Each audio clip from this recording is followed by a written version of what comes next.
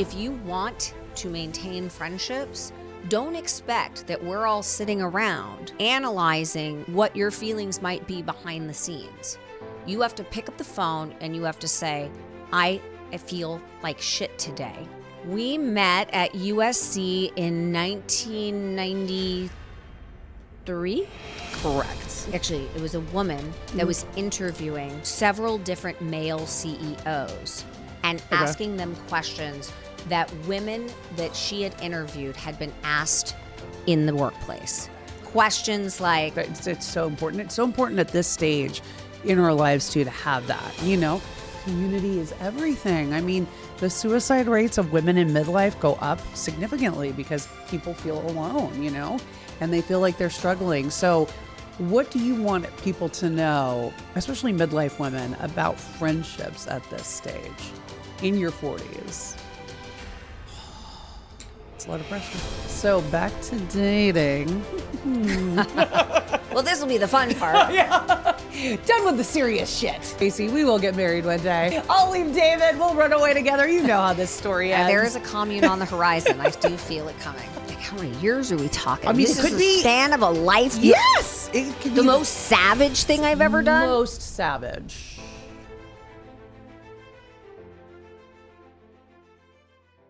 Today's guest is more than just a powerhouse. She's one of my closest friends, my sister in stilettos, and a woman who has redefined what it means to rise, evolve, and stay unapologetically herself. You probably know Tracy Tutor as the top-selling real estate queen from $1 Million Listing Los Angeles. But what you may not see is the sharpness behind the glam, the loyalty behind the hustle, and the depth behind the directness. In this conversation, we're getting into everything from real female friendships after 40 to the business moves that require zero approval to the dating standards of a woman who doesn't chase anyone. If you ever wanted to know what it looks like to own your worth, rebuild your identity, and do it all in 5-inch heels, this episode is your masterclass. Make sure to follow the Iconic Midlife wherever you get your podcasts. And watch this full episode on YouTube tomorrow, and follow us on social at The Iconic Midlife and at Red Carpet Roxy. Let's get into it. Welcome, Tracy. Now we're with my bestie. From my mom to my college bestie. Hello. Who's doing a new podcast. Welcome, welcome. Who knows where this is going to go? Could go many different ways. A little nervous. It's a long and winding road, as they say. I love that you're wearing glasses. Don't you? Boy, times have changed. This is what happens when you're 50. Even with big prints, I still have to wear glasses. I'm blind as a bat. Girl. But I feel like you don't have to wear them as much. If I don't wear them for a period of time, then I need them less. But if I put them on and take them off, then I'm like, it takes a minute to adjust, right? Like, who? Do I know you? Yeah. Like right now, you look gorgeous. Oh my if I God! put my glasses on, it could be a total shit show. Just keep the glasses off, okay? Oh, lady. I'm a little puffy today. Girl, I'm so puffy. Are you kidding me? Coming off that plane, forget it. I don't know. I don't know if it's allergies or just lack of dick. I mean, could be a little of both. Yeah, how is the dick shortage these days? I mean, I'm just one day at a time. It's rough out there, huh? Rough out there in the LA streets. I'm sourcing penis out from other countries at this point. It's fine. I think Australia is a good country for outsourcing, right? I'm not mad at Australia currently. Not at all. Not at all. Not upset. Like it. Love it. Yeah. Might move there. I mean, there is something to be said. They're fun. I mean, good times, right? Yeah, they're really good. There might be, I think I heard something about some tall Australian. He is tall. Very tall. Very Australian. Likes to have a good time. Cute. Darling. Darling. They're all darling. They're all darling, right? They're just having fun, huh? Like I said, one day at a time. I'm not exclusive with anyone, Roxy. We like that because then I get to vicariously live through you. I you know. see. It's like a good Sunday brunch story. Yes, it is. It is. That's the only reason we get together at this point. We got to recap. It's always a recap. I do know. love, actually, one of my favorite things is when we do have like a night out and then it's like the morning after we're texting and we're like, oof. Well, it just immediately becomes a FaceTime from the bed. We no longer, like, you're not my best friend if you do not answer my FaceTime promptly at 8 a.m. when I wake up from the night before. Yes, correct. And it usually starts out with oof. That's like the first text. Dude. Oof. It's like that meme. Dude. Yeah. I honestly think I live more for the next day chat and FaceTime. And then I'll just keep FaceTiming everybody. I'll start with you and then I'll group in.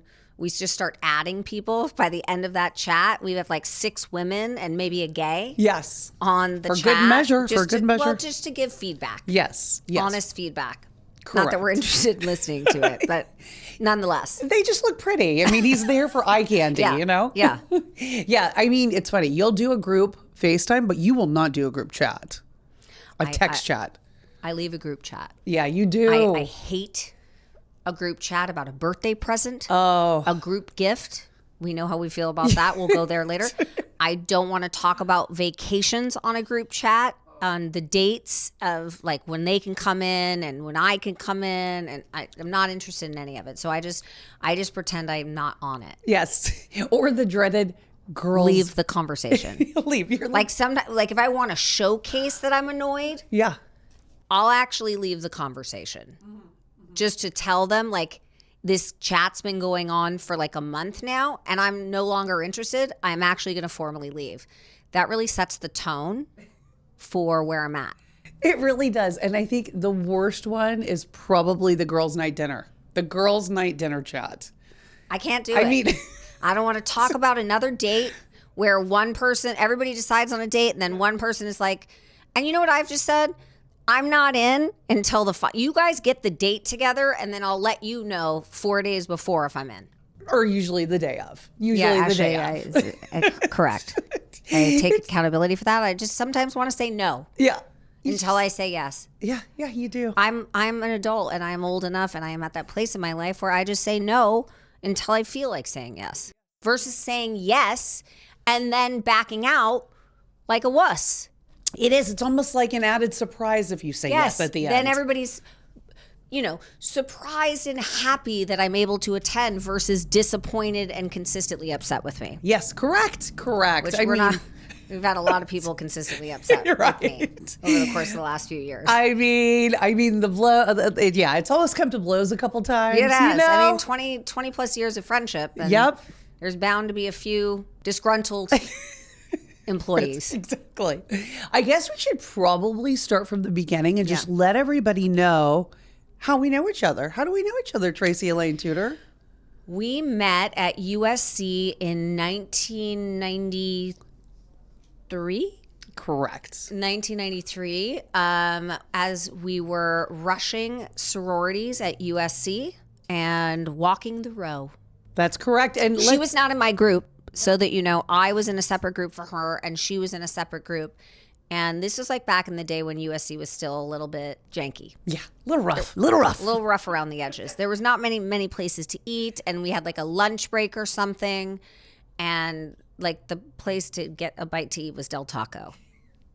So I think we met at Del Taco. Yes, we did. We sat down. We shared a meal. We shared a crinkly cut fry. Yeah, crinkly cut fry. We you did. know? No one's mad at that. No, give us all the crinkly cut fries. Yeah, and that's how I think, fell in love. Yeah, that was it. That sealed the deal. Well, that and your cold shoulder top with the cowboy boots. And the I was cutoffs. channeling Warrant. She's my cherry pie, and I'm not sure that everybody. I was from the Valley, Roxy. You were a little more conservative and from Dallas, Texas, and trying to make a good impression. I grew up in the Valley, and I was in my hairband phase. Yes, you sure were. Meanwhile, I was a Mormon wife in my culotte shorts and blazer on top. Yeah, it was not. It was not it. It was not it. I couldn't wait to shed that skin. You did. You shed it. Shed it fast. You did, and then you fought me for my Mark Wong Narc pants for 3 years.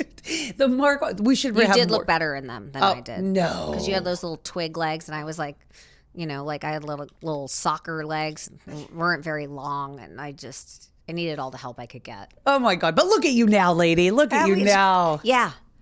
To hell with you, college body.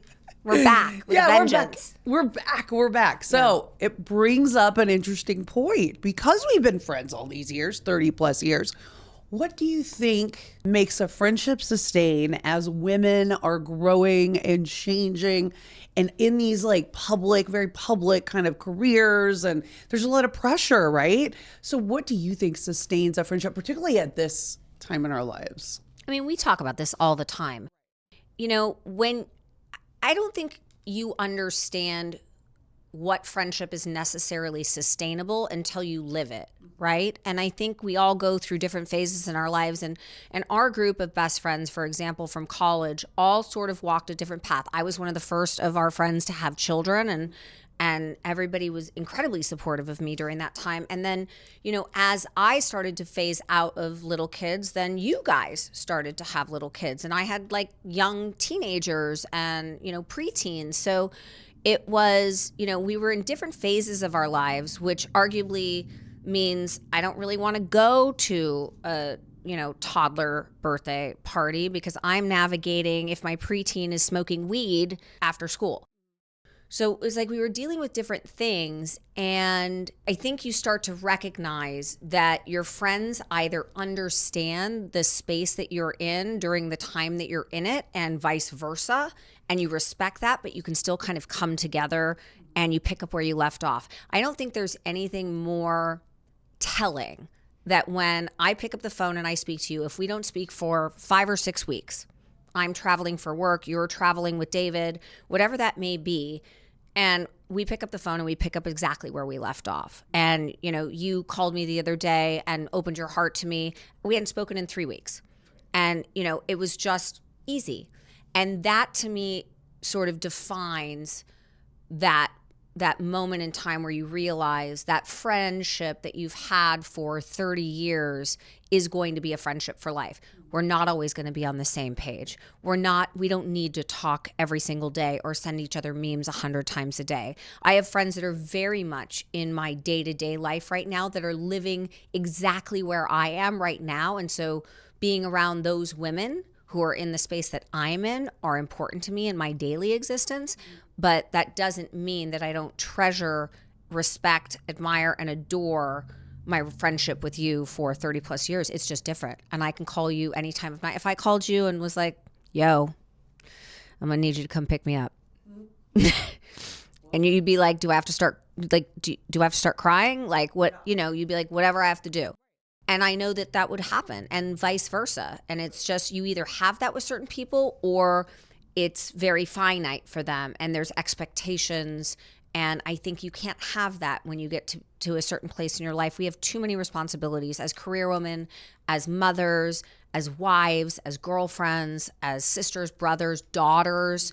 Like, things are complicated when you're in your 40s, and you start to have to do a lot of things that you never expected. And that has to come first. Yeah, no, absolutely. So looking back, like let's say 10, 20 years ago, what are some of the things that you think you put up with back then with friends that you would not put up with today? I think I used to live in the space where I was really uncomfortable with confrontation. And it used to give me anxiety. Wait, meaning somebody confronting you or you vice confronting versa. other? Like whether I felt that I had maybe done something wrong, right, and it was going to be blown up into something that if I didn't confront it and apologize, it was going to be something that would become much bigger. Or, the opposite, where maybe they had done something to me and I had to like tell them that my feelings were hurt, and I didn't want to have any sort of unsettling disconnect in my life at the time. I have since obviously taken on a new era called the IDGAF era. Hashtag. Where, the women that I want in my life now and the women that are currently in my life are women that are ride or dies. And we're all going to make mistakes along the way. We're all going to need, to be picked up. We're all going to need to be let off the hook every once in a while, because we have history and we have understanding and we have compassion for each other and what we're going through. And so for me, like 20 years ago, that was a time and place where everything felt so important. Every mistake I made, every mistake a friend made that affected me, like that is what like I would walk with and carry on my shoulders every single day. I do my absolute best not to carry that weight anymore, and it's incredibly freeing. I'm not going to say that, I haven't made mistakes in relationships or friendships in my life, but and or my friends may have made mistakes, as far as how we relate to one another, but I don't carry the burden of that affecting it and it being so life or death. That's something that I walk my daughter through, Juliet, right now. Like everything with your friends when you're, a teenager, maybe all the way up through the time that you're married and having kids, in that phase, which is really roughly 15 years, your friends are your family. Right. And when something falls out, it's like life altering. And I just don't feel that way anymore. That's good. So because friendships change and people evolve, some people don't evolve. Like, how do you deal with that when you see somebody maybe that's you've been friends with for a long time and you don't see them changing, or you're not really in line anymore? Like, how do you I'm okay with navigate that. You're okay with just I don't think that there's a conversation that has to be had necessarily. If you're not aligned anymore, I think, I don't want to say the trash takes itself out, because that's a little harsh, but I feel like you just begin to sort of go a different direction. And that doesn't mean you can't come back together. That doesn't mean you don't have to have respect for each other, understand each other, see each other, and have sort of a mutual respect and admiration for the history of your friendship. I just think, you just move in a different direction. And there doesn't need to be a conversation about that. You just recognize that you're not aligned anymore the way that you used to be. And, therefore you're going the way that suits you, that's right for you. Yeah, we've had a lot of changes in our friend group, Totally. And it's like we've kind of had to navigate that. And you're right. Sometimes you just don't talk to people anymore. Sometimes they come back in at a different time. Right. Maybe they're going through shit. Who knows? I still go back to like our friend group that obviously has been close for a long time, some closer than others. And, the 6 of us or 5 of us that have known each other since, we were 18. But I still feel, even with some of the friendships in our little group that maybe I'm not as close to as, for example, you and Kristen, I still feel like if push came to shove and if there was something that I could provide, I'd be there in a heartbeat. All she has to do is pick up the phone and ask, and vice versa. Just because we are not necessarily aligned in our values and our day-to-day and how we see life right now and where we are in life doesn't mean that there won't be a moment down the road where those paths could sort of align again. And so I always try to put one foot in front of the other and be positive about it. And, who knows? Yeah, for sure. And, the world loves to pit powerful women against each other, Oh, yeah. each person. But Totally. What do you think is the best way for friendships to thrive in a pressure situation or in a world like that? I think you have different friends for different reasons. Like I've heard this a few different times where it's like you have to have like a few different types of friends. You have to have the one that is like ride or die, that you could pick up the phone, call at any hour of the night and be like, I need you to bail me out of jail. I need you to pick me up. I'm in a really shitty situation with a relationship that I'm in. And it's like, pin your location, I'll be there in 10. You have to have that person, right? Then you have to have your truth teller that's going to sit across from you and tell you the things you don't necessarily want to hear when you need to hear it. And everybody else is saying, I love you, I support you, you do you, I think you have to have that person that's willing to kind of shoot you straight and say, I think you're on a path that isn't necessarily going to serve you. And I think that type of friend is important. And then I think you have to have the friend that brings absolute and utter joy, laughter, and fun into your life. At this phase, that's what I want.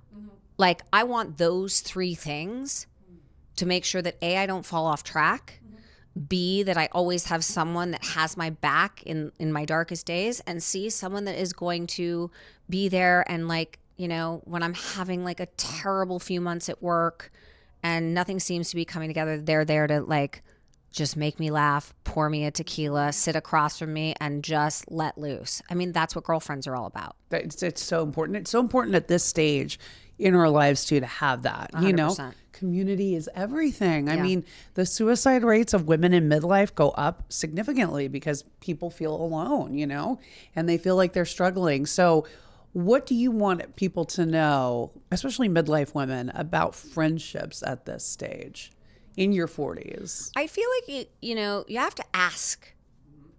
We're not 18 anymore, guys. Like, we're not in the space where our friendships are the center of our universe, right? I mean, for me, being single, my friendships are incredibly important to me right now. And I lean on the women and men around me that I adore and treasure. But for most women in their 40s, they have very big lives, whether it be career, family, etc. And if you want to maintain friendships, don't expect that we're all sitting around analyzing what your feelings might be behind the scenes. You have to pick up the phone and you have to say, I feel like shit today and I need my ride or die, or I need Tracy to come and make me laugh, or I need you to bail me out of jail. Whatever that is, you need to be able to say it. And I don't think women say it enough. I think there's an expectation that if you don't show up for that person every week and you're not texting them every day and having dinner with them every week, that you don't care. And the reality is, when you're in your 40s and you have kids to take care of, a job to deal with, a husband to navigate, or a boyfriend or a wife, or whatever that looks like, you're not necessarily giving perspective to your female friendships around you. So you need help, pick up the phone and ask for it. That's the first step, and so many people don't do that. No, they just feel sorry for themselves, and no one cares about me anymore. You're not there for me anymore. And I just think that's the wrong dialogue to be having. If you don't ask for help, if you ask for help and you don't get it, now that's telling. Right. That's a problem. Yes. Yeah. You have to put the first step out there and you have to do it. Say, I need help. I'm vulnerable right now, like you did with me a few weeks ago. And I was like, all bets are off. Like, I got in my car and we spoke for 30 minutes and we navigated our way through it. But it's only because you asked me that I had any concept about what you were feeling and where you were. Otherwise, how would I have known? How would you have known? You wouldn't have known. You can't guess, you know? I mean, it's imperative. Yeah. So what would you say to women who feel like they don't have anyone at this stage? Like, is there a way, like maybe through community outreach? Like, so how do women get a good group of girlfriends, especially now? I say this all the time, but I feel like your sense of self and who you are enters the room before you even speak.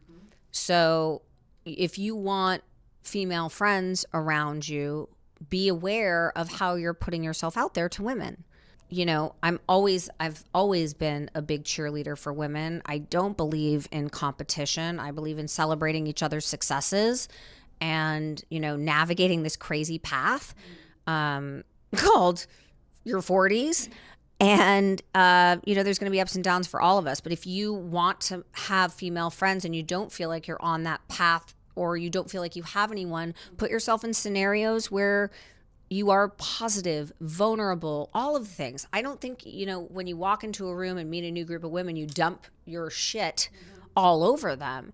I feel like you put yourself out there as someone who is positive, energetic, someone that is interesting and dynamic to be around, and someone that's vulnerable. And you'd be surprised at how many friends I've made, that are in the same space as I am, because really all of my best friends are still married, or have very young kids. And so I had to kind of make the unilateral decision to put myself in a space where I was meeting women that were in the same space and time that I was.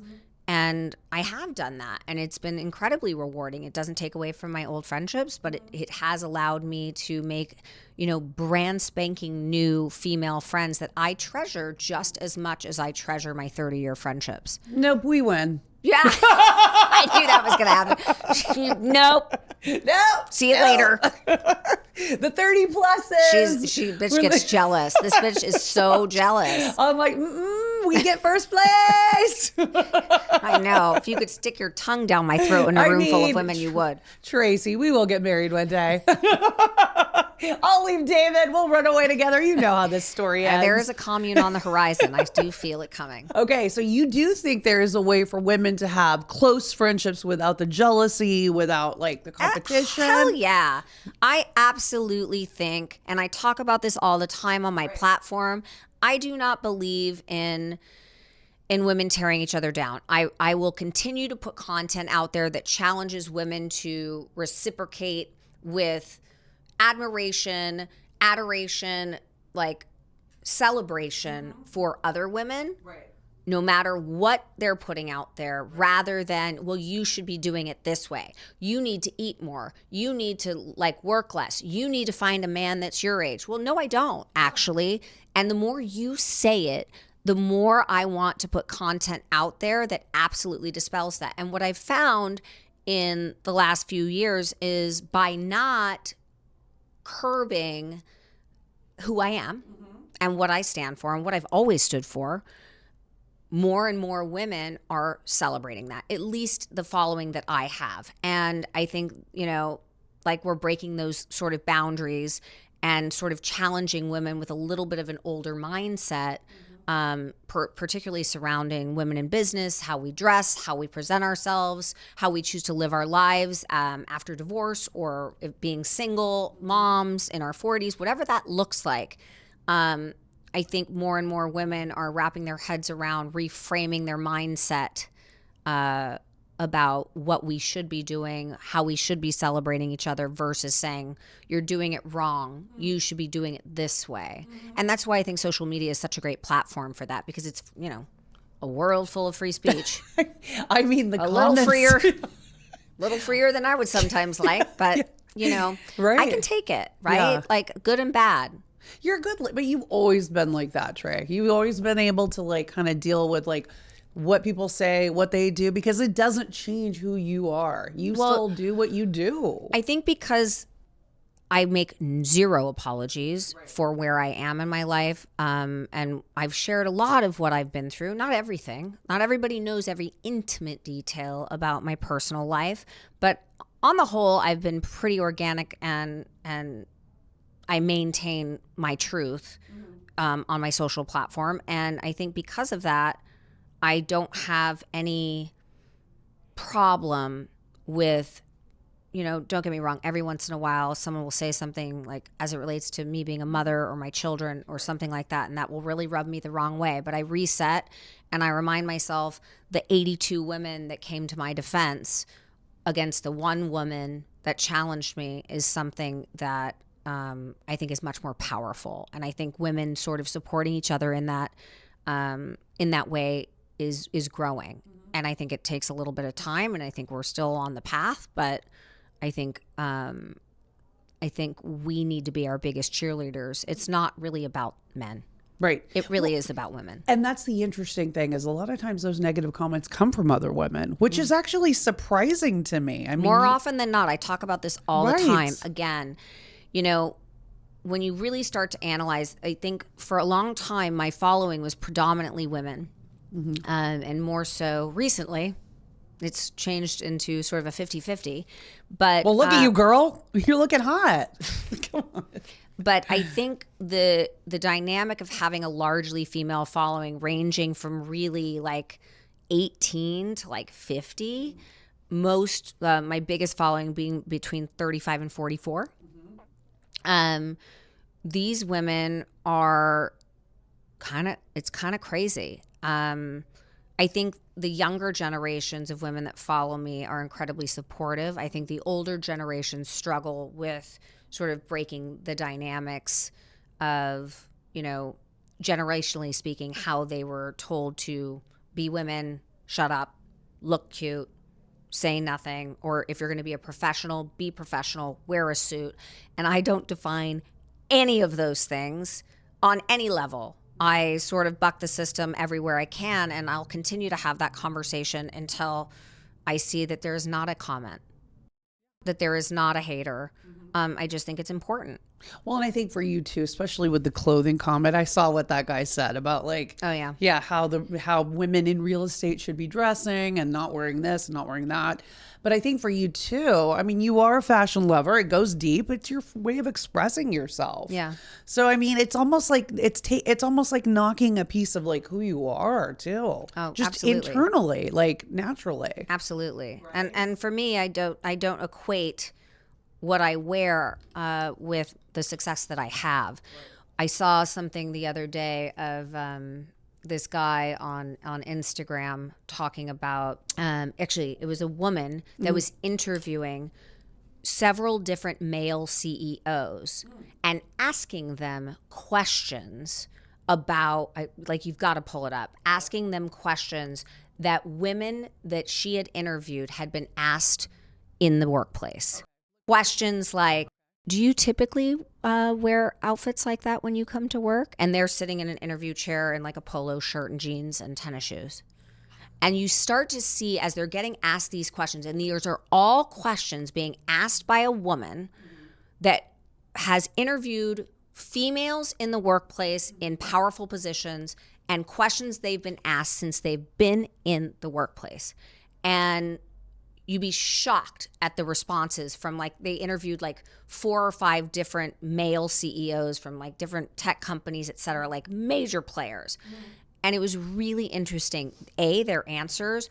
B, how uncomfortable they were being asked those questions, which, you know, we're accustomed to on a daily basis. And then finally, the way she ended the interview was they started talking like, if my daughter ever had to like experience questions like that, I just don't, like, it makes me incredibly uncomfortable. And like they weren't like narcissists, like masochists, you know, All the kiss and hiss. all Yes. the kiss. They were actually like decent men that were just put in a position to answer questions that we as women typically would have to answer in a professional setting, particularly at the highest level. And it was incredibly fascinating to watch their responses and how they ultimately reacted. I'll send it to you. But, Yes, send it to me. It definitely speaks to, like, I think what we have to deal with and the things that we have to navigate, particularly in our 40s as we become more successful, and women in their 50s and sort of coming up that ladder of entrepreneurial growth, success, transformation in our businesses. And these men just were like, I mean, to walk in our shoes for a day, they like can't. at the office, By the way, they can't. They can't walk in our shoes for a day. That's number one. Because they would die in heels. No. Like, can you even imagine? Yeah, like do what I do in the outfit I'm wearing, and then you can sit across from me and talk shit. So, you know, because you do share your opinions freely, you're very opinionated, which is amazing. Do you ever worry, especially like in a male-dominated field, that it gets taken the wrong way, or, you know, they might hold it against you, or it's like, you know, all ego, this, that, whatever the negative, you know, connotation of it is that something that crosses your mind ever? Because you've always been opinionated. I mean, I never have seen a different side of you, Yeah. you know? But does that ever like cross your mind, especially in like a workplace sort of setting? No, not anymore. That's great. Maybe in my early days. I've been doing what I've been doing for almost 25 years. I've been through hell and back. I've experienced loss, I've failure, success, failure again. I've fallen on my face. I've gotten back up. Like, at this point, some dude or female sitting across from me that has judgment for me, I really don't give a shit. Candidly, I'm doing me. I'm on my path. Either be by my side or get out of my fucking way. You know what I mean? Yeah, for sure. So back to dating. Well, this will be the fun part. Done with the serious shit. So, okay, because obviously you're a high-powered woman, you've got a lot going on. Do you think that intimidates men, or is it that they were just never ready to date somebody like you know? I have so many opinions, and I'm not sure, like, it depends on the day. Right. I was set up with someone that was age appropriate. This fucking makes me laugh so hard. Like last week. Well, you haven't even told me this, so tell me what happened. I mean, nothing happened. Like whatever, like handsome, like fit, moderately successful, charming. Like checked a few boxes. I was like, okay, this is like lovely. Like divorced, already had a kid. And I'm like, oh wow, like I don't have to deal with like navigating that, whatever. Okay, we'll see how it goes. And, again, it's another case of like the male ego after their first marriage or maybe their second, getting out of a relationship. And this is very specific to like, I think major cities. Okay. Like LA, New York, Miami, like. Did he work in entertainment? No. Okay. That's kind of nice. But wanting to date someone between 30 and 35. And okay. I'm like, I mean, A, you're not rich enough. So let's start there. You live in West Hollywood. Calm down. No. But it's fascinating to me because like at the same time he's saying all of these things, like I really think that like I'm like should date someone between 30 and 35 and you're 44 or 45 or whatever he was. But I want to make sure that like they also have drive, ambition, success. Like I don't want like a woman who hasn't, and I'm sitting across from him going, you have no fucking clue what you want. No. You're just caught in the rat race of like feeding your male ego and like landing something as a trophy versus having an equal partner. And so that was like a massive turnoff to me. I've experienced that more times than I can count. And people always wonder or ask why I date younger. And it's because I think actually the younger men that I have dated have had more respect for my career, what I do, and candidly look better. And I'm already financially independent. I don't need a man to take care of me. Right. I would love someone to be like a partner and take care of me, and be an equal. Would it be nice if they were on my financial level? Sure. But more importantly, if they can deliver me emotional security, make me feel safe, make me feel protected, that's far more interesting to me. Mm-hmm. And most of the time, the men that I meet in LA, particularly like Beverly, like this town, I was just at El Pastayo and I was like, there was a table full of men and I got up to go to the bathroom and my mom was like, they were all talking about you. I'm like, they're like a waste of space, these men. All of them with their fancy watches and their fancy cars, and it's all very like showy. They have zero fucking substance. Yeah. And they're all carbon copies of each other. And by the way, they couldn't sit across a table from me and have like a meaningful organic conversation because they're so used to dating like someone who's just kind of like figuring their lives out. And God bless these girls that are like coming up and, getting pursued by men that are in their 40s and 50s and they're 28 to 32. Right. They're probably at the same emotional maturity. Right. So that tracks. Yeah. Like it's true. It's true. But then again, I don't want to date someone who's 65 or 70. Like I value the way I take care of myself. I value like my priorities and wellness and health and wanting to have a good time and being in that space. So like, I don't know, maybe my path is shorter term relationships with someone in their 30s. And, if I find someone that I go the distance with, then that's amazing. I don't think they're going to be in their 50s or 60s, just based on my experience. Right. They're also kind of at that point a little bit jaded in a way too, with like, they've lived a certain amount of life and it's probably they're set in their ways a bit, right? Yeah. It's like they don't want to be kind of flexible and vulnerable. Well, they certainly don't want to answer to like an equal partner. Right. Correct. Because they're used to like, these younger girls that they can kind of control in a way. Yes. Like you can't just buy me with a Dior bag. Like, you're like, I can buy my own, honey. Well, also, like, I'm not going to, like, that's not what is going to make me happy. Right. Like, you purchase me a handbag and you think that that's, like, the way to my heart. Like, no. Be emotionally available. Be present. Yeah. Like, do those things for me, and then, you know, maybe I'll show up, and I'll find more often than not that most men in their late 40s, early 50s, and 60s, like, just aren't that. So how do you stay vulnerable when you're dating? You don't. I can't compromise that power, girl. I'm just kidding.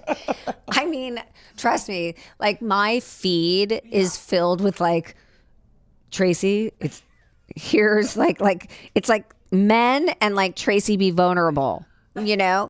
And I think with certain people I am, like, there's someone in my life right now with that I'm very emotionally vulnerable with for the most of the time.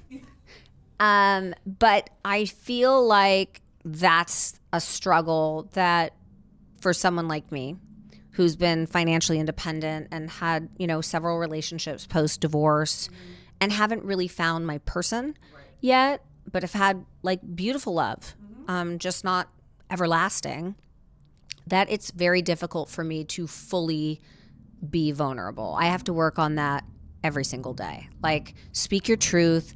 If you want it, say it out loud. Like, don't be afraid. Like, you failed so many times in your professional life. Why are you so scared to fail again in your love life? And that's a question that I struggle with a lot, you know, because I feel like all eyes are always on me. Like, who's she going to date next? Like, what people follow my love life. And, you know, this town is small and that's why I'm dating outside of the country.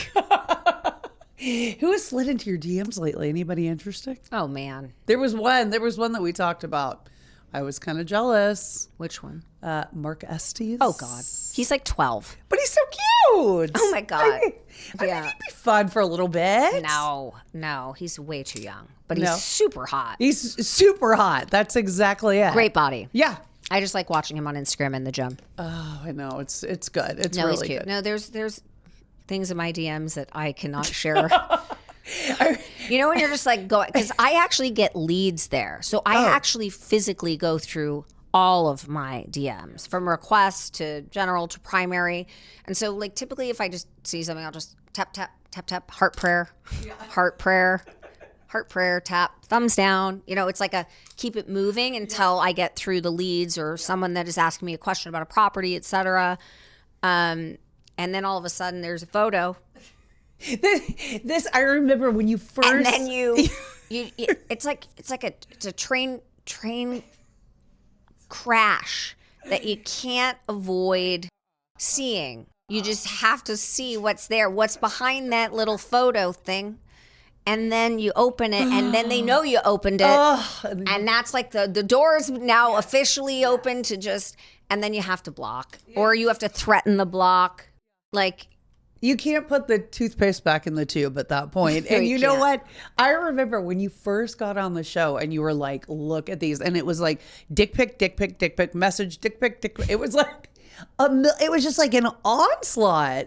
So is it like, it's pretty fun. Yeah, it's kind of fun. It's like, you know, you're driving, you're in a doctor's office, you're checking your messages, and like, boom.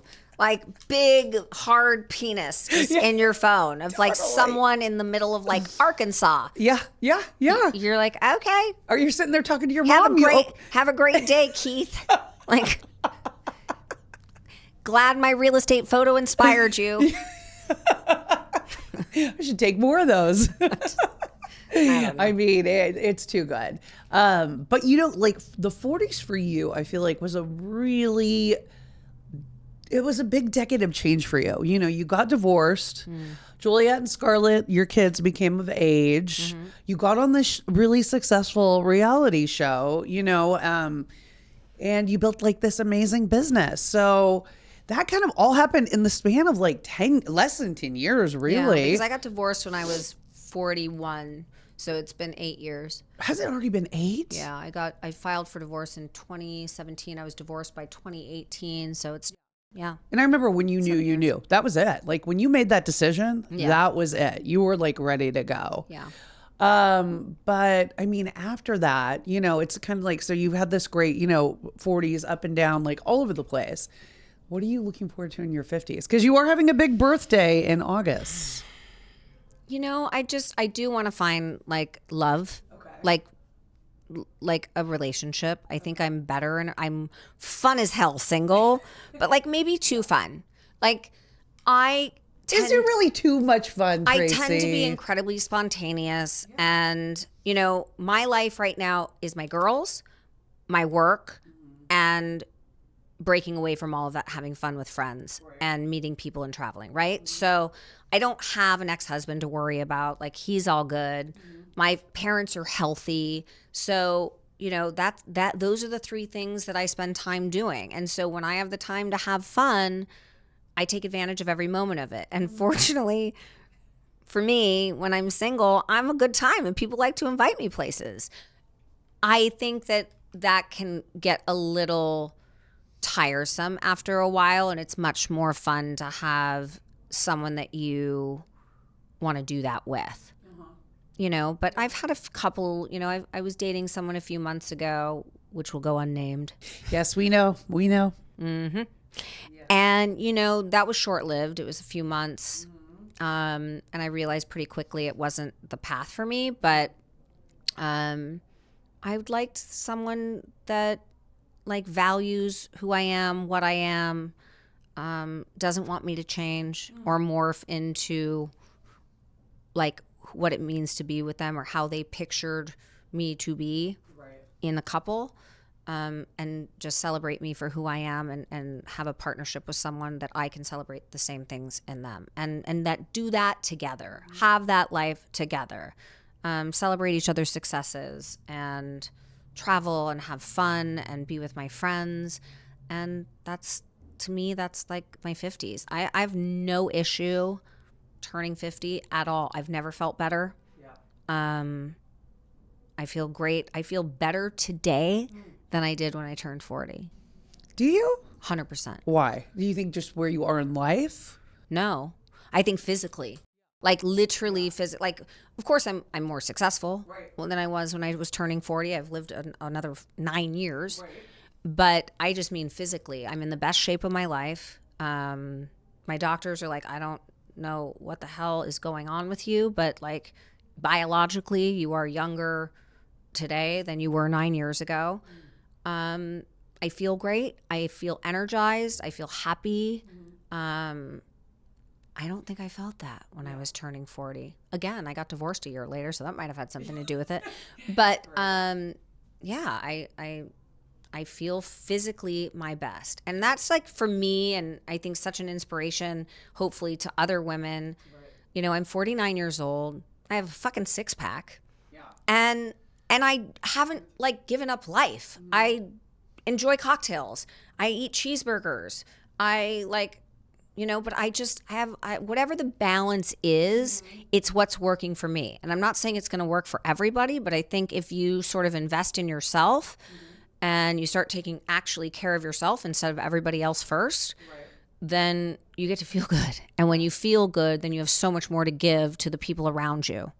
So how is like the wear and the tear of the body in this midlife period for you? I mean, are you feeling the things that a lot of women are feeling with like perimenopause, for example? You know, like, I'm on testosterone. I've never felt better. Oh shit, girl, you didn't tell me you were taking testosterone. Oh, yeah. Do you love it's great, right? It's fantastic, which is another reason I need a boyfriend. Like, I got to get this out.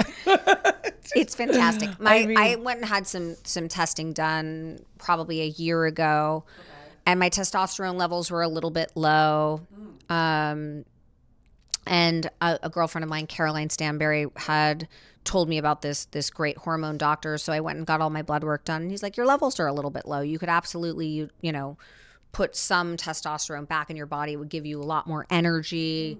You'll be great in the gym. And the one thing he said to me was, do you have a boyfriend? And I was like, I just broke up with him. Why? He's like, well, that's going to be a problem.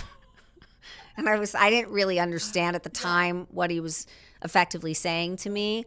And he was like, you might start like looking at your gardener in a sexual way. And I was like, oh my God, really? Like Chris? And sure enough, he was not wrong. So I'm embracing it. It made my workouts so much stronger. I have way more energy than I've ever than I did when a year ago. And I feel good. How long did it take to kick in? Probably like a month or two. Okay.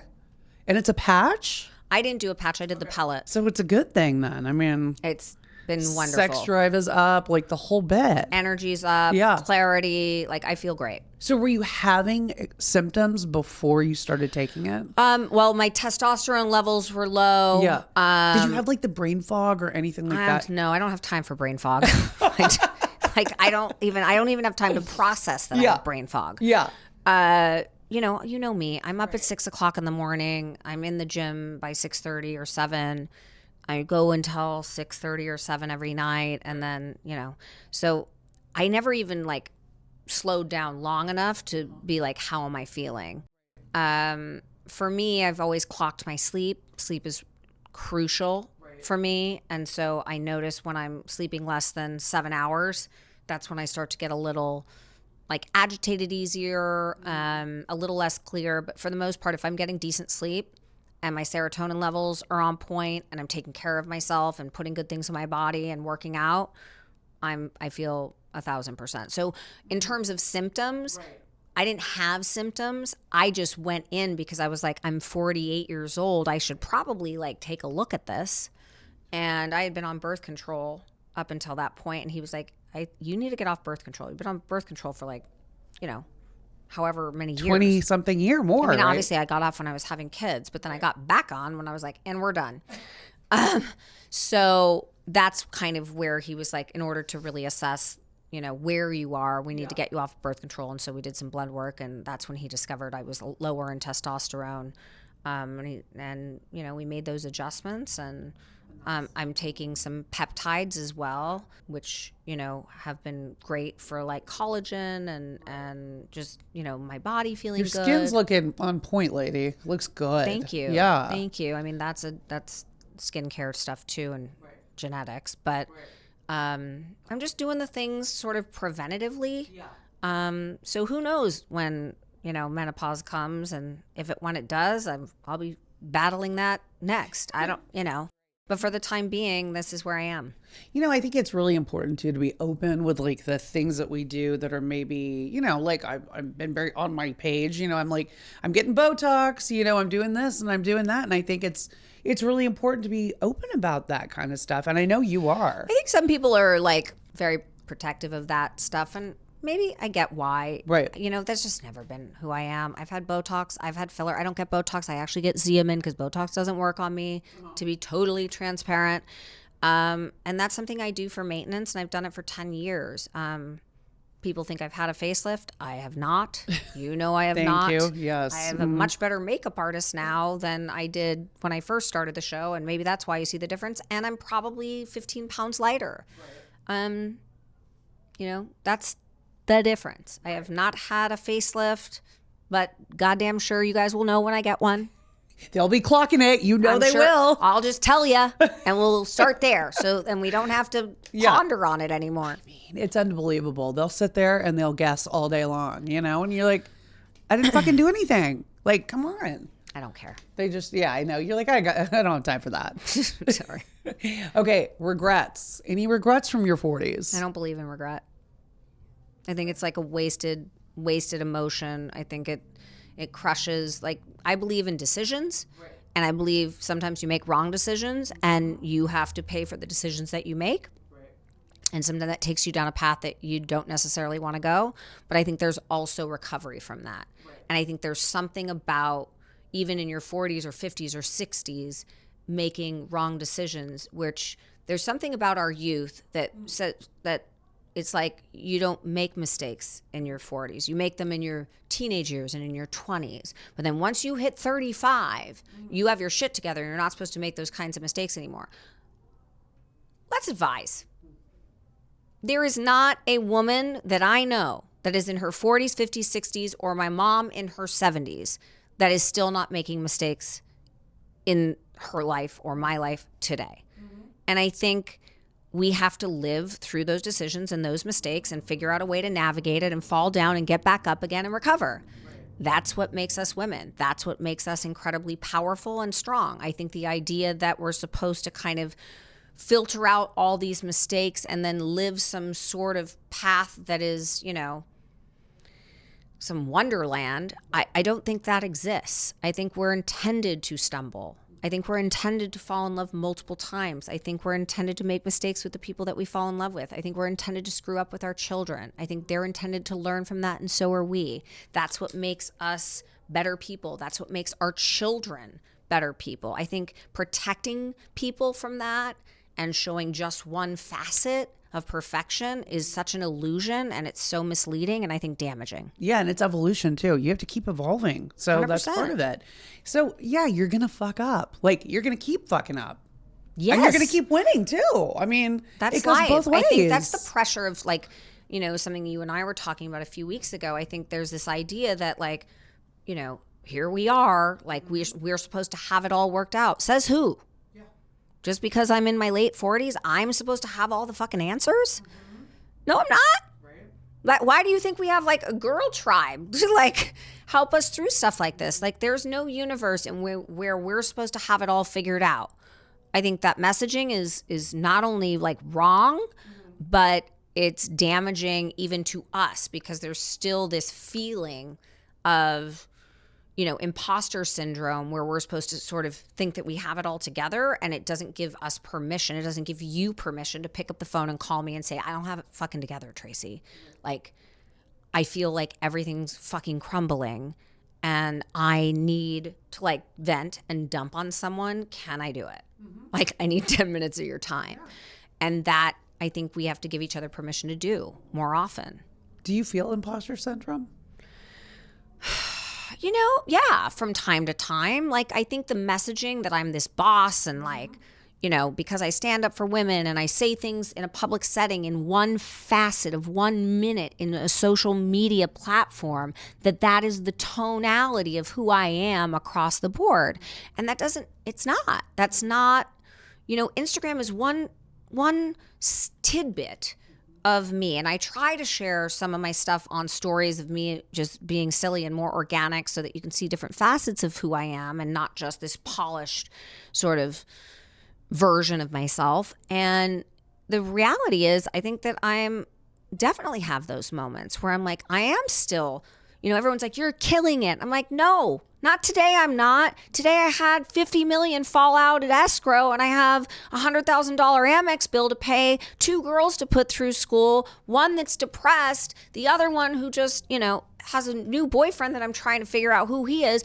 You know, those are the things in your daily life as a mom and as a woman and a career woman that like don't necessarily all come together. And yeah, sometimes you feel like when you're posting something about female empowerment and being a boss, and you're having a day like that, you feel very disconnected. Yeah, I mean, it's up and down, right? It's a roller coaster. But why coaster. can't you be both? Yeah, why can't you be at the same time even? So I'm trying to talk about that. Yeah, no, it's true. It's true. I think that will help women kind of get through it, because I think there is the thought is like, oh, it's black and white. You're either this or you're that. And that's not true. You're gray. There's like shit going on over here. 100%. Maybe you're empowered here. Maybe everything is falling apart here, and it's like just trying to get through the day. It's one day at a time. Right. It's one day at a time. So what do you say to those women out there, especially midlife women who are stuck or feel like they're not going anywhere, or maybe they're in an unhappy marriage, or like they're not in business where they want to be? Like, how do people become unstuck and not lost? I think for a lot of us, we start, you know, life like, you know, in your 40s, I think, and I don't know if you relate to this or not, but I feel like you get to the place where you start like looking ahead and what's on the docket for me and what's going to happen next, instead of living presently. Like, we're thinking about the shit that's happened in our past, or the stuff that may or may not happen in our future, which takes us out of where we are in the exact moment. And I feel like if you wake up every day, and I try to make a practice of this, you know, for me to navigate how busy I am, but it also helps me personally, one day at a time. I don't want to look at tomorrow.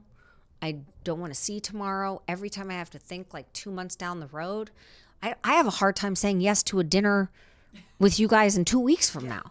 I just want to be today, because it sometimes feels overwhelming to think too far into the future. I rather focus on my happiness today, on Friday, and worry about what's happening next week. And that makes it a little bit more tolerable, a little bit more in the moment, and a little bit you're able to be present with the people that you're with and sort of get rid of all the other stuff that's happening around you. I think it's really important also. I totally agree with that. But also to like let go of these timelines that we have in our head, like by 50, I need to have this and this and this and that, or I should be here in my career or here in my relationship and this and that, and it's really, I think a lot of women get caught up in that, Of course. That's the messaging we've been given. And by the way, even for men, it's the messaging we've all been given since we were born. Right. That's been programmed for so long that to undo that is daily work. Mm-hmm. So how do you do that? What is the daily work? Just don't fucking look at tomorrow. Yeah. Like I really, really, truly won't even look at my calendar for Tuesday when I am in Monday because it's too overwhelming to me. If I look at like the 98 things that I have to do on Tuesday, then I start tripping and I start analyzing what that day is going to look like instead of being present in the day that I am currently in. And again, yes, I'm talking more about my career and, what I'm trying to achieve in my, entrepreneurial self, but really can apply very much to my personal life as well. And whatever people come into my life in the day that I am currently living are the people that I am going to embrace and that's the only thing that I'm not a doctor. I don't fucking know. All I know is that that's what makes me feel less angst and less overwhelmed with what's next is just living today. What are 3 things that women can do like today to feel more powerful, you think? Like 3 actionable things like our listeners right now could do. Take care of yourself first. I don't think women do that. I think women we're caretakers, we're nurturers by nature. We feel selfish when we take care of ourselves first.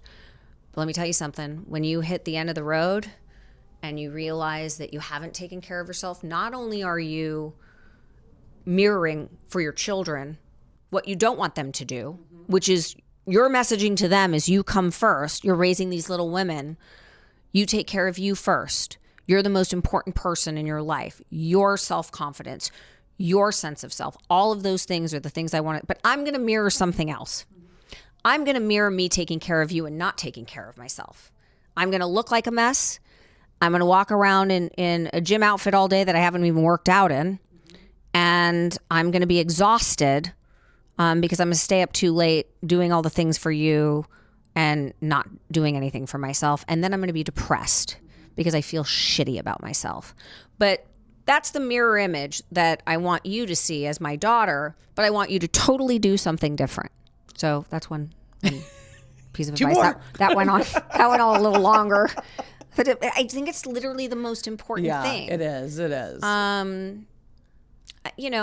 Surround yourself with people that you admire and that you aspire to be. And finally, don't settle for mediocrity. Even in your 40s. Yeah.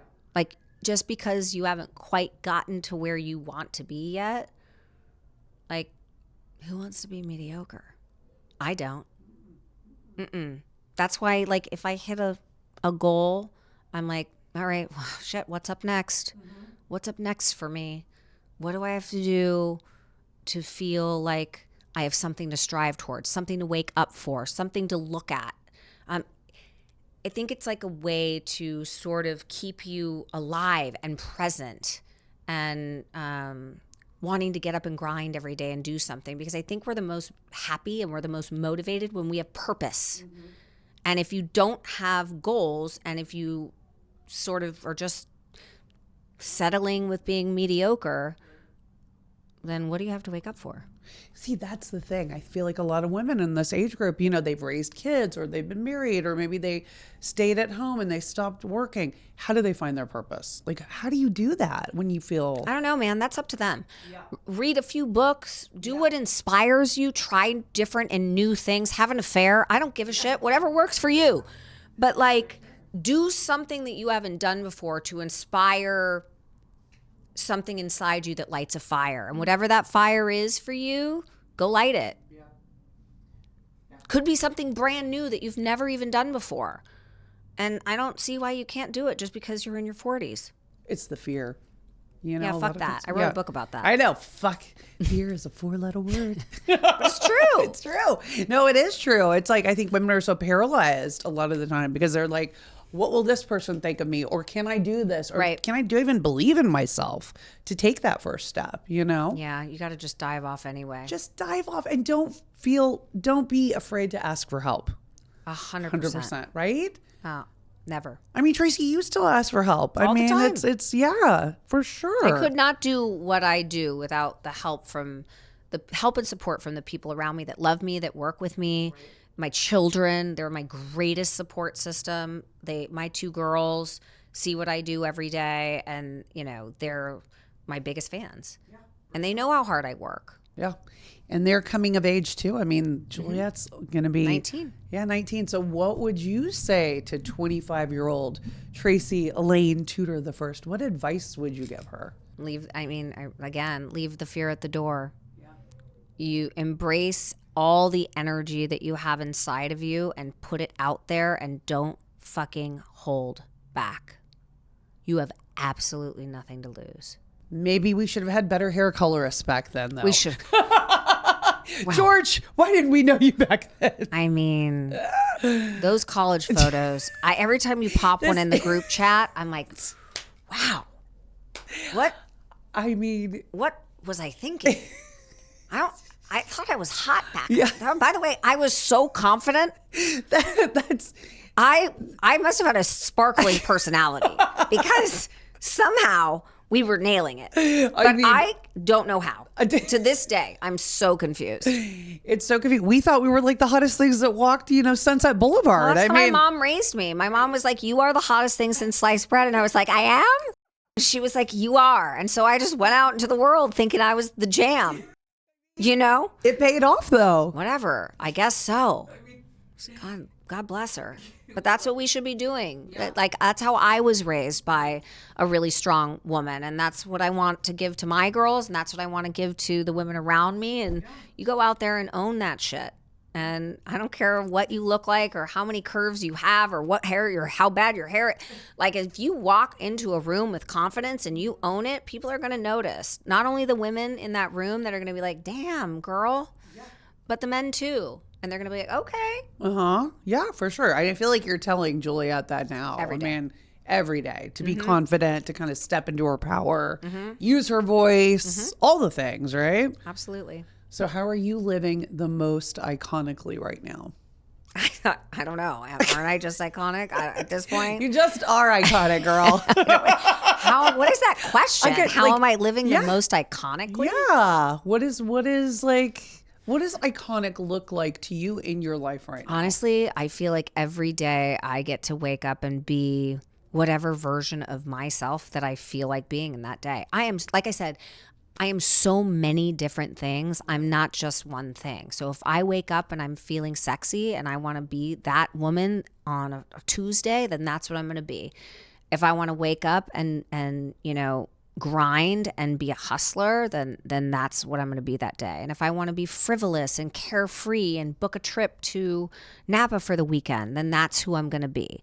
That, to me, probably at my age, is living iconically. Yeah. Being who you are when you want to be it. I mean, there's nothing more freeing than being where I am in my life and having the independence and the freedom to wake up and say, today, I'm going to do this because I can. Yeah. Little less fucks given every day, too. Less every day. Less every day. One less fuck to give every single day. They just go out the window. Okay, so on the Iconic Midlife, we like to play games. So are you ready, girl? No. Let me put on the glasses. Hold on. Hold, please. Oh, God. Okay, here we go. Game title. Is this like a speed situation? Because don't ask me like hard questions and then expect me to answer like... Give me everything you got, girl. This is called Say It Like You Mean It. So I'll read a sentence with a fill in the blank and you fill in the blank. Oh, I can do that. Yeah. All right. The most overrated quality in a man is blank. Their brain. Starting off hot. I like it. I'd rather walk barefoot through LAX than blank. Date another guy in LA. I thought you were going to say drink champagne. Oh, yeah, I don't love champagne. Yeah, you did. My red flag in a friendship is when someone blank. Doesn't celebrate my successes. That's a big one. That's a red flag. That's a red flag. Yeah. And you can tell those people right from the get. Yep, 100%. Right from the get. Okay. Power is quiet. Desperation is blank. Loud as fuck. You can see it from a mile away, can't you? Yeah. Yep. Sure can. Yep. The last time I ignored my gut, I ended up blank. I could fill in a few of those. Yeah, I was like, ah! Yeah, my gut's usually right, and then I just like, ah. I ended up in a relationship much longer than I should have been. Yeah, you did kind of. I did. I really like to beat a dead horse. Just drag it out right to the bitter end. You're also very generous in your relationships, too. I am. You do give a lot of yourself. I know. Maybe too much. I mean, we live and learn, right? Yeah. Or do we? Or maybe not. No, that's maybe. like actually delete. I do. I learn. If a man tells me he's intimidated by me, I blank. Run. For the hills, right? Yeah. Yeah. Can't do it. No can do. I'll make time for anything except blank. Bad sex? Yeah. Who has time for that, right? No one. Not today. I feel like you're on a good trajectory right now, though. I can't really think when you had bad sex last. I can. Not in the recent past. Not recently. Yeah, it's been a minute. At this point in my life, I only chase blank. Peace. It's a big one. Peace makes you happy too. So it's peace. I was listening to someone the other day talk about this. The difference between happiness is, when you have happiness, that means there's sadness. That means you have the ups and the downs of that. When there's peace, you're at like a baseline where there's no fluttering movements. It's smooth. I just want to be at peace to where there's not a roller coaster of highs and lows. That's life. It's going to happen. But when you're at peace with yourself, it makes it much easier to sort of tolerate the inconsistencies of others. Yes, and the external, the things, right? Correct. If you want to impress me, don't bring flowers, bring blank. Tacos. Easy answer. Taco Bell. Just tacos. I mean... You show up outside of my house in a dark van. If you open the door and there's like tacos inside and a margarita, like I am in. You're in. That's it. That's actually the way to your heart. Yeah, so true. Tacos and margaritas. I mean, it sounds good for today, doesn't it? Should move to Mexico. Being quote unquote too much is just code for blank. An insecure person, whoever said that. Basically, whoever's saying that to you is insecure. Okay, marry, fuck, kill. Oh, I love this one. Dorit Kimsley, Kyle Richards, or Erica Jane. Well, I have to. So I'm a lesbian? Yeah, now you're a lesbian today. Oh my God. Okay. Well, I guess I have to kill Dorit because we had a spat about, my hairstylist. I think I would fuck Erica Jane and marry Kyle. But although I feel like Erica and I would maybe have a great marriage together. We could have like boyfriends on the side. I don't know. Like we'd be like hot. Yeah.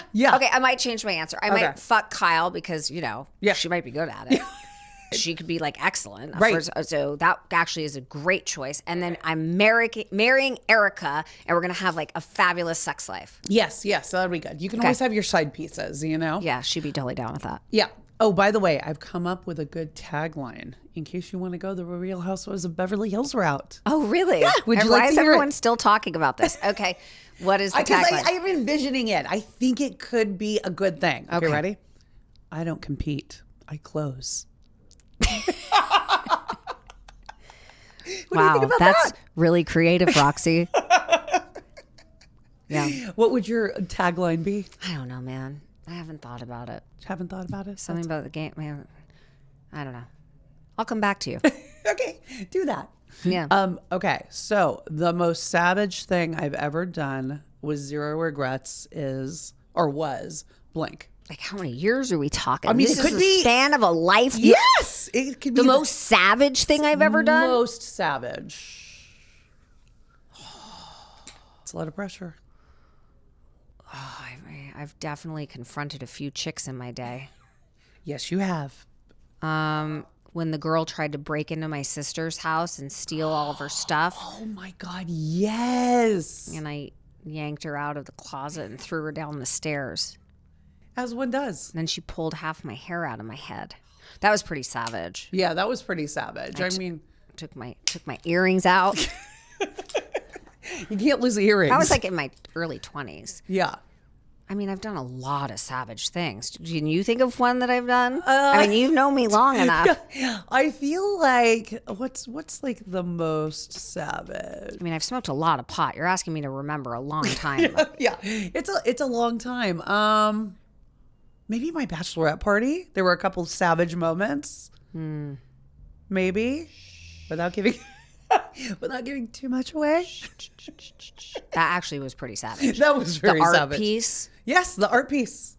The art piece giveth in ways we never thought. So weird. It's so weird. That was pretty strange, savage, whatever you want to call it, right? Yeah, was. Yeah. Okay, Tracy Elaine, any parting words? I love you. It's so easy talking. I could do an interview with you all day. All day. I mean, by the way, am I like your first interview? You're not, but you're definitely probably my most favorite. Rude. Rude. I mean, it's like Definitely easy. Definitely easy. Definitely easy. Okay, tell everybody where they can find you as if they can't. You can find me at tracytutor.com if you're looking to potentially buy or sell any real estate in California, Texas, or abroad. You can find me on Instagram at Tracy Tutor, TikTok at Tracy Tutor. I don't really do LinkedIn, but you can find me there too. Wait, are you thinking international sales now? I mean, I have done some international stuff. I've done some stuff in Mexico and done some stuff in Dubai. London could be kind of interesting. Yeah, I kind of want to move to London. What, is this a newer development? Yeah. Oh, and when were you thinking? Well, I can't do it for a few years. Scarlett has to graduate.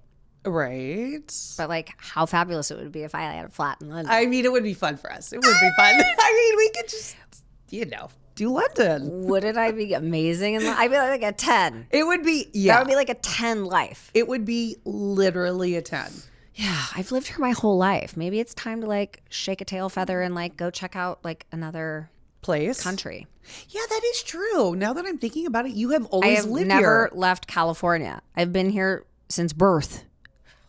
Why didn't you move with all of us when we all lived in New York? Because I was an actress at the time. Yeah, you can act in New York. Not when you're graduating from college with a theater degree. Like you have to like audition and do all of that shit here. It's like where the business was. Yeah. So that was kind of the driving.